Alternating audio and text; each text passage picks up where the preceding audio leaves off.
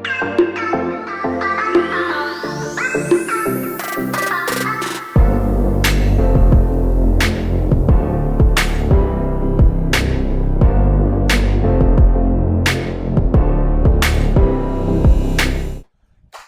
what is up there, YouTube? So this is a very long awaited video that I'm planning to show you guys on. So earlier you guys have actually seen a couple of videos on this tank right behind me, but then I've received a lot of questions from you guys in terms of how do I actually, what's the size of the tank, what's the filtration, how do I keep all the fish happy, so forth and so on, right? So for today's video, right, we will be actually going through the top 10 most asked questions from you guys to me in terms of the tank behind. So without further ado, right, let's start with the 10 questions that you guys give. But before we actually start with the 10 questions, right, so if you guys have not seen the previous video on this tank, right, I've left a little link up below, so you guys can actually see it's basically just like a teaser, a small livestock update. And then if you guys want to know what's inside the tank, right, that's one video that you should take a look at. But then for today, right, I'm just here to answer all of you guys and all the questions that you guys been asking me so far. So I do apologize for every single one of you if, let's say, for the past couple of months, right, if I know that you guys have always been asking me a lot of questions on Instagram about this, about that, and sometimes I may not reply you as quickly as I can. It's due to that because I'm still working, so sometimes, especially in the afternoon or stuff like that, right, I'm not able to reply. My phone is not with me during work, especially if I'm diving, so forth and so on. So it's kind of hard for me to reply every single one of you. So today will be a very, very, very long video in terms of explaining all that is going on behind. So I will be starting now with first question. So just let me take my phone and let's see the questions that you guys asked. Alright, so the number one top questions that you guys asked is the size of this tank. So right behind me, this is a 5 feet by 2 feet by 2 feet tank. So it's a 522. So it's the sum itself is about 4 feet in length, and then there is a chiller on the other side. So yeah, so this is the overall. So total water volume wise, if it talks about gallon, it should be about 130 to 150. I cannot really remember because the sum is pretty big. So yeah, that's the size for the tank. Question number 2 that I get is the filtration. So what are the filtration that I run on this tank? So it's a fish only tank, so it's pretty simple. All it has is just filter floss. So it goes through a mechanical filtration and then it goes to a very big skimmer. So if you guys want to do fish only system, right, I recommend to oversize your skimmer. Yeah, just so that, because the bioload is going to be high, so why not just go for it. And then after that it goes through another chamber where it's just maybe a lot of biomedia. Inside there is like the max spec little marine pure blocks and the max spec nano. I can't remember what it's called, but it's from max spec, and then there's it's mixed with marine pure and max spec. Yeah. So and then after that it goes on to carbon. I run quite a lot of carbon in this tank just to keep the water clear. So it's a bit cloudy now because I just did some siphoning onto this tank. So yeah, so that's why it's a bit cloudy. Yeah. So question number 3, the lightings that I'm running on this tank. So it's a fish only system, so I don't really need to run a very powerful light onto it. So this is why I'm only just running on 2 AI Prime HD. So they are the older model AI Primes. They are just right above it, which provides enough light for the entire tank. So question number 4 that you guys ask is, how do you combat diseases? So like in terms, I've got a lot of people who ask me things like white spot, velvet, stuff like this, right? So how do I actually prevent all this stuff? So prevention is one thing. So most of my fishes that comes into this tank, right, goes through a series of quarantine first. I do understand a lot of you guys replied me back that you guys don't have a luxury of having a quarantine tank, right? So this is why I would recommend you to buy fish from local fish stores that actually do quarantine their fish, or try to use a bit more of your observation skills to look at the fish before you purchase the fish. So if you see any symptoms here and there or the fish not looking good, I recommend you not to get it. Yeah, because if you put it in the tank, it affects the rest. It's going to be a very nasty thing. So aside from that, right, so this tank itself, I do treat the tank as well. I'm running copramine, and as well I'm running praziquantel. So copramine is what I use mainly to use for white spots, and then for prazi I use it for flukes. So these are the two medications that I usually dose into this tank. And then a couple of other antibiotic stuff that I use is mainly more for oral feeding, which is I put it into the food and then yeah, it's given to the fish via that. So the next question I get from you guys is, how do I keep so many angels happily together? So this is one thing that, okay, so question 6, question 7, right? This is pretty similar, but then I'll explain to you guys on a bit more in depth onto this. So okay, so let's start with fish only people. So there's two reasons, or there's two types of reefers out there that will want to do a fish only tank. The first type, okay, the first type is people who really only want fish. So they are really very crazy into fish and they just want a fish tank to keep fish. And then there are the second type of reefers that I believe most of us fall into, is we first started out with coral tank, right? We first started with coral tank and then we put in a lot of fishes that we want. And what happened is fish start dying. You see disease on the fish, but you can't do anything to it because it's a coral tank, and then you get very frustrated by it and decided to, okay, forget it, I'm not going to keep corals anymore and I'm just going to do a fish tank. So majority of us fall into that category, including myself. So if you guys have seen all of our previous videos, right, if you look back 1 year ago, right, this tank behind me is actually a coral tank, but then subsequently it actually changes into a fish only. So like most of you guys, I've been through the hardship of actually seeing a lot of fish die. So I'm not saying that I'm perfect. Whatever you see behind me, right, it's not like a one-time thing. This is years and years and years of experience to get where I am. So this is why I'm sharing with you guys out there on things that you shouldn't make mistake on, that most of us do, right, in order to achieve what we have right now. So there's these two types that I recommend you guys, right? So most of you guys will fall into the second category where you guys start off with coral tank, and then after that, sick and tired of it, you guys, the coral keep dying, fish keep dying, and you decided to, okay, I want to decom, and then after that, I'll just keep fish only. So that's where you end up with it. So usually if you fall into this line, right, your mentality will be like this. After all your things die, you move everything out, you do a fish only system, right? The next thing that comes into your mind is that I've got all the space, all the amount of stuff I can do to stock the tank as many as I want, because it's a fish only tank. Whatever happens, I can copper, I can do this, I can do that, yeah? So you guys straight away went out and buy a lot of fishes and you throw it in, and then the tank crashed again. And then you are asking yourself, why? It's only a fish only tank, right? I can do copper, I can do that, but then things still die for no reason, right? There are some of you guys who's watching this who will be able to relate what I'm trying to tell you guys out there, right? So most of us will fall into this category. So I do believe that, and then you will keep on experiencing death, so forth and so on, which I totally agree with you. I have the same incident myself too. So what I actually did was, first up, right, before you actually want to do a fish only tank, right, you really need to do a lot of research. So the question, so let's go back to the question, like, on how to actually keep your angels happy. So like, why are they also happy? So it's proper planning and understanding of your fish. So when you do a fish only system, right, don't assume that right now, because it's just a fish only system, right, I can go out there and buy 10, 20 fish and throw it all in at the same time and just want it to work. It's not the way also. So for fish only tank, right, you do need patience as well. You do need to add your fish one at a time to be able to achieve a success. The reason why I say that, right, proper planning is one thing. There are 3 reasons that you will kill, that will cause you to lose a fish only tank.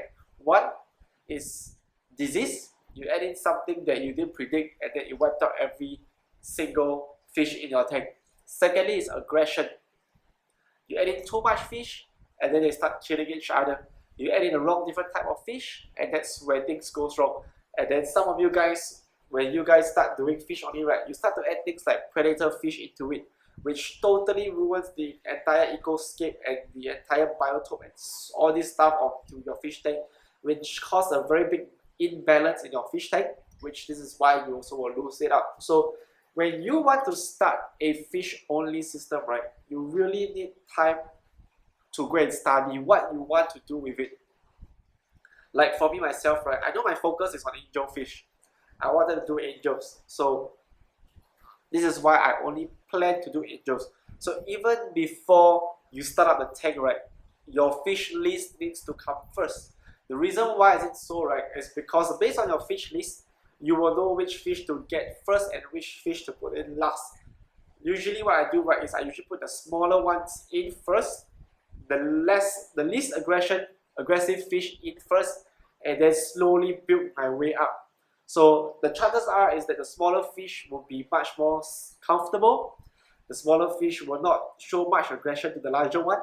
As well as when it comes to food competition, right, the smaller ones are already very used to you, and they are able to compete with the larger angels that comes in last. So you need to plan all your stuff properly. So let's say if you want to do tanks, you also add in the mild aggression fish first. So for example, you can add in the zebra zuma is okay, but just don't add in all the same type, right? You can do the zebra zuma first, and then after that you add in like your Achilles tank, your powder blue, your powder black. These guys are the very aggressive one, and then maybe after that you can add in your Soha tank. So things like this is what you're going to play. If you add in a Soha first and then every other fish later on, right, chances are your Soha is going to kill every other thing. So proper planning is the key to be able to keep a successful fish only tank. So if you ask me why are my angels so happy, right, I add every fish with a plan. I do not just randomly go and buy and just throw everything in. So what I do is I always have a plan of what I will add in next, what I'll add in next, and then I will see the aggression, so forth and so on, and then after that, it should all come together at the end of the picture. Okay, so we move over to number 6, which is so how do you manage to get challenging fishes to eat? So challenging fishes, I believe what you guys meant is like the bandit, the golden angel, stuff like that, right? So it goes back to the previous question. Firstly is quarantine. If you quarantine your fish really well, chances are your chances are very high. But then this is the thing that you guys always feedback to me is you guys have the luxury of having a quarantine tank, right? So this is my tip for you guys when you guys want to purchase a very challenging fish. So it's the same. Okay, so when you go and buy fish, right, this same fish can appear in many different local fish stores, am I right? So let's say, for example, let's give an example of a multi-bar angel, so the Paracentropaigi multifasciatus. So these guys are a very affordable fish. You do see them in all the various LFS, right? But then these guys have a very notorious reputation of them dying. So you can get them cheap, definitely. But then there are some stores who sell them a bit more expensive, right? So it's the same thing. So there are some fish. So you guys, so this is one thing that you guys will always ask, right? So you do not have that same mentality of buying fish, right? Like how you go to Sim Square to buy computers. It's very different. So I do hear this a lot. Like a lot of people have been saying, a lot of reefers been saying like, hey, I can get this fish and where for half the price of it. Why are you guys selling it so expensive, right? So you hear that a lot. But then this is a question that I want to throw it back to you guys. How many of the cheap fish that you guys buy equivalent to one healthy fish that will thrive in your aquarium while the other few perishes? So you need to weigh that down, yeah. And then I'm not saying that all fish is like that. So for example, right, so this is a very big tip that I'll give you guys when you guys do your fish purchases. Like even for me myself, I use this method. So it really goes back to the previous few questions, like on understanding, having a good knowledge of all the fishes that you want to have, and a good foundation on fish knowledge or fish background. So if you understand fish, you will know that which fish is easy, which fish is hard. So when you go to purchase fish, right, there are some fish that you can actually buy cheap, definitely. If you have confidence that those fish under your care, right, will thrive, will do well, by all means, go for the cheaper alternative.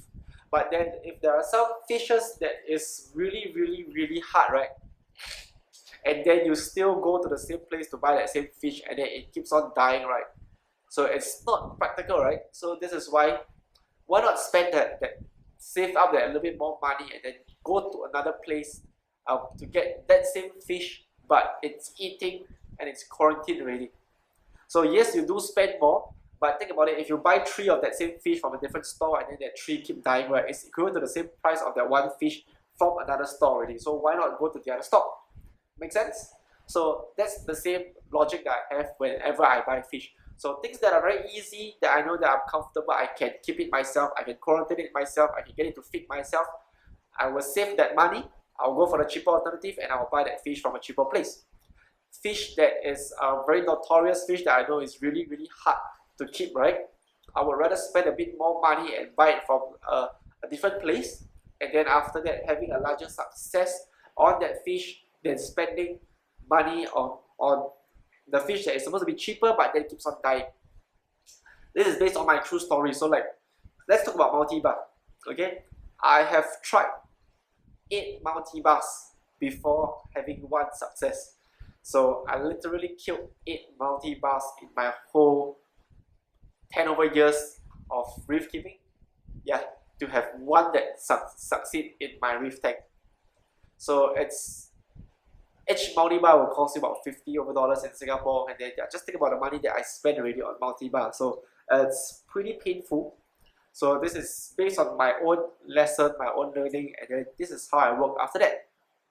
So yeah. And so number 7, it's how do you maintain aggression between fishes? So 5, 6, 7, these questions are very similar. So how you maintain aggression is the same way as how well you understand your fishes, how well you plan your tank. So for example, right, let's give you guys an example. Like I've mentioned it before, if I put a soha in earlier stage, and then I later on add in like a powder blue, a powder black, or even a yellow tank, purple tank, a blue tank, right? What happened is my soha is definitely going to go after every single one of them and will try to kill every single one of them, right? Because in nature-wise, sohas are just very aggressive. So this is why you don't put that in first and then the others behind. So if you want to know how to maintain aggression, right, proper planning is the key. Okay, if you plan your livestock properly, yes, it's going to be hard because it's not every month that fish you want in your fish list comes up in the local fish store. Yeah, I do wait for a couple of months for that one fish to appear, purchase it, to put it in before I can move on to my next fish. So patience is the next key for success, because if you mix up your fish plan, chances are you screw up the entire ecosystem in your tank already. So this is why you have to do it properly. So like what I mentioned before, right, like you don't add a soha before any other fish, like you always add it behind. So same for me, what I do is I always add in the smaller stuff first before, like the last thing that was in this tank is the bandit, which is the largest. So few things that you guys can try. Firstly, try not to add things that is from the same genus. Okay, so these are the couple of tips that I'll give you guys. These are the couple of tips that you guys should remember. Do not add things from the same genus. So I have people telling me that, hey, I have a sailfin tank, a powder blue tank, and angel in my fish only system. They are doing very well. They don't fight among each other, right? So that means my tank is good. I can add another fish in. That is where you are not correct, but you're not wrong. The reason why, because they don't fight, it's not because they are peaceful. It's because they are very different in shape and size. So for fish, right, they usually, the similar they look, the higher the chance they will go after each other. So if you're going to put 3 different things in the same tank, right, chances are that they will not go each other. But if you put something similar, let's say a powder blue and a powder black together, right, they are going to go after each other. So when you plan your fish, your tank, right, things that you should take note on is, firstly, is your fish stock, your fish list. Which fish comes first, and then try not to put things in the same, if you want to put things in the same genus, you can, but you have to do it at the same time. Do not put a powder blue in and then let it be stable for 3 months and then throw another powder black in after 3 months. It's highly chance the powder blue will go after the powder black. This is for sure. Okay, so there are a couple of things that you guys can. So firstly, do not add things from the same genus. If you want to, you can add them all at the same time, or you can play with size, which is the second tip. So always go for something small first, and then after that, the second fish, the third fish, right, get the size a bit, one size bigger, one size bigger, one size bigger. The reason why you do that, right, is so that the smaller one, even though he's stable, right, will have a hard time trying to go against the larger one, because size-wise, it's going to be a big difference already. So try to go with that. Get smaller first, and then after that, work your way up to a larger specimen. So like for here as well, all the smaller Centropyges go in first before the larger angels goes in. So the smaller ones are very used to the tank already. The larger ones are still like, hey, I'm still trying to figure out the area there. So this is why they don't fight. So genus is one thing, size is another, and then thirdly is to put things up. So plan your stuff accordingly. Do not add in things that you know that will kill each other. So like, do not try to stock a tank with a lot of same type of fish. So like, okay, for your yellow tank, they're more docile, you can do it, like you can do a whole school of it. They don't really have the chance to go and pick up each other, right? But let's say you're going to put like a whole school of powder blues and stuff like that, right? They usually will just go after each other, they'll keep on killing each other, you know, that kind of stuff. So try not to do that when you guys plan your tank. So we move on to number 8. So number 8 that most people ask is, what are ways to recommend to reefers who want to do a FOWLR aquarium? So this is where I'm going to sum it up to you guys on the things that we talk about today. So for reefers out there who wants to do a FOWLR tank, few things to take note, okay? Do not rush your build. So do not get a tank and then buy 20 fish and throw all 20 fish in. Okay, it's a very bad way to do so. So patience, do it slowly, okay, and then let your tank settle every month. So probably you can do like a 1 month one fish, 1 month one fish, but do not rush the process. So first tip that I'll give you guys is, do not rush whenever you do. Whatever tank you have, is regardless of coral tank or fish only tank, right, do not rush. Be patient with your tank. Secondly, plan your livestock properly first before you even start doing your tank. Proper planning of your livestock will give you guys a lot of freedom and enjoyment to enjoy your fish without having that frustrating issue of aggression, fish being bullied, stuff like this type of thing. You will feel that everything you throw in, right, somehow it's like a little piece of puzzle that fits in nicely to a good picture. So this is what I always say. You draw a picture out first, and then after that you put the pieces in. So chances are is they are going to fit because you already know the end picture, what will it be already. And every piece you put in, right, it's just going to fit in nicely. Better than you just throw in all the pieces and then hoping to get a beautiful picture. So that's the difference there. Yeah, I hope you guys understand what I'm trying to tell you guys. Yeah. So be patient, have a good fish list. Third, and the most important tip, right, is to be able to understand all your fishes. So what I meant by understanding all your fishes, right, it's very simple. It's just knowledge. Research and research and research before you even buy a fish. the more you understand the fish in terms of the aggression, the behavior, how finicky is it, right? The better chance you have with that fish. So the third and the most important tip is to research before you even purchase that fish. So these are the 3 tips that I will give you guys who wants to start a fish only tank. So number 9, what are the recommended fish that you will recommend to reefers for a fish only tank? So okay, so we'll start with the entry level fish for a fish only tank, right? Something that is easy to keep. Yellow tanks are easy. Yellow tanks, purple tanks are good. Butterflies are good. There are a couple of very affordable butterflies out there. You can, for tanks wise, you can go with the larger specimens like blonde nasal. Blonde nasal is a very nice specimen for fish only tanks. Angels is good. There are a couple of very nice large showy angels that will not break the bank. The Annularis is one that I really highly recommend for all reef tanks. It goes to a very good size and the price is really affordable. The Genicatus family is well as well. These guys they're reef safe, but then they look good in fish only tanks because these guys they are able to tell the male and the female. So if you have a pair inside your tank, it will look good. And then a couple of smaller schooling fishes that you guys can throw in as well. Antias will be good as well. There's a lot of stuff that you guys can do for a fish only tank. Middle to the upper level of affordability, right? Most of the time, people who are in that range of the mid to the high range type, right? Usually you guys want to play with angels, right? So things like Bandit, Gold Flake, Clarion, yeah, these are things that you want to get for a fish only tank to make your tank looks amazing. And then you have other stuff like butterfly, you can go for the rock iron. There's so many other things that you guys can go for when you guys really want to build up that quality, not really say quality, but the rarity of owning a fish only tank.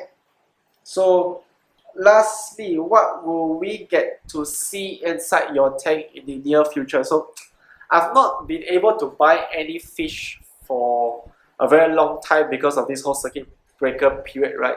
But then once we are able to buy fish, right, the couple of things that will go in next in the fish list will be a conspic. We will be probably getting we're probably getting a conspic into this tank, a Clarion that will be going into this tank as well, a black tank, an Achilles tank. What else will be in this tank? A wrestles wise, we are still looking for a large size Lenodai rest. What else is there? I believe this is the 5 fish that will be going into this tank, and then that will be majority of it. And the king eye. The king eye will be another angel that will go in there. Yeah, so the king eye, Clarion, conspic. Yeah, these 3 will be the final thing to go into this tank. So yeah, so I believe I've answered all 10 questions that you guys been asking me so far on the tank build and then what's going on in the tank. So there are some part, yes, I do drag a little bit. I do apologize for that, but I really do appreciate it's a 30-minute long video. So if you guys got any more questions on the tank build, right, feel free to leave a comment down below. Feel free to DM me like what you guys been doing on Instagram, right, and ask me on stuff that you guys have on the build behind me or the coral tank that will come next. Yeah, so really hope you guys enjoy all this, and yeah, big support, big thank to all our subscribers out there. For now, let us head over and we will announce to you guys on last week's winner for the beta. Alright, so we will be sharing with you guys on our giveaway right now.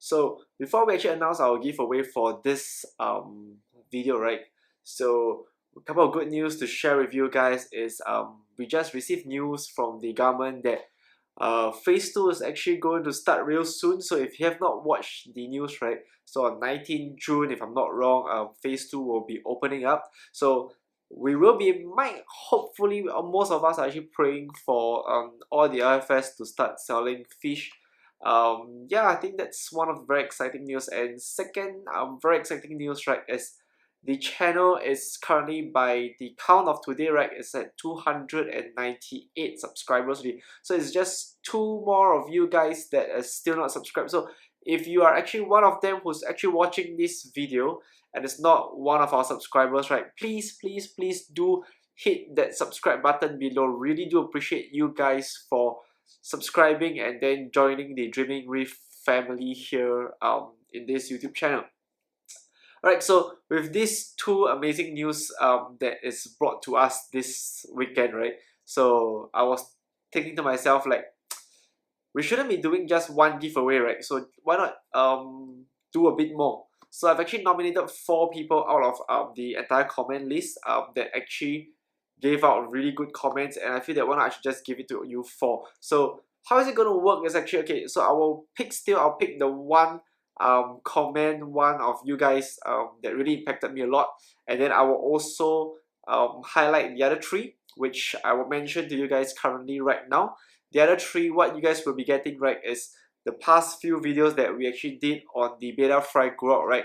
So next month, once the beta reach about 3 months old, right, the other 3 of you guys will be getting fish from that cluster of koi betas that is actually being hatched and being filmed throughout this entire journey in the Dreaming Reef family.